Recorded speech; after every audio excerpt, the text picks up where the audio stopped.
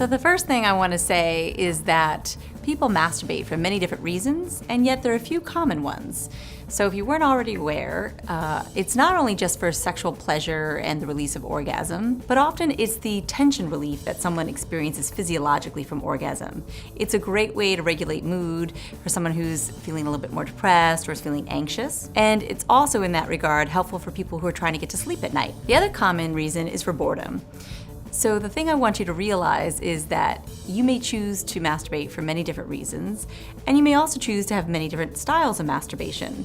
But if you're like many, you may still be using and resorting to what you figured out probably early in your puberty. And so by that I mean, most people are using their hand, but you don't just want to make that assumption. I've worked with both men and women who sometimes enjoy just like rubbing up against a mattress or pillows. They may be used to using a vibrator that may be above or below the underwear.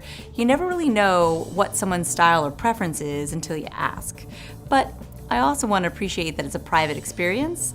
The only thing that I'd have you consider is whether or not your masturbation style may in any way have a negative impact on a partnered experience. Because as I mentioned before, if you're rubbing up against something like a mattress, that kind of friction is something typically it's very difficult for a partner to duplicate. So if that's the case and you ever notice a masturbation style interferes with partnered experience, go back to the basics and try and explore other ways to bring yourself to orgasm.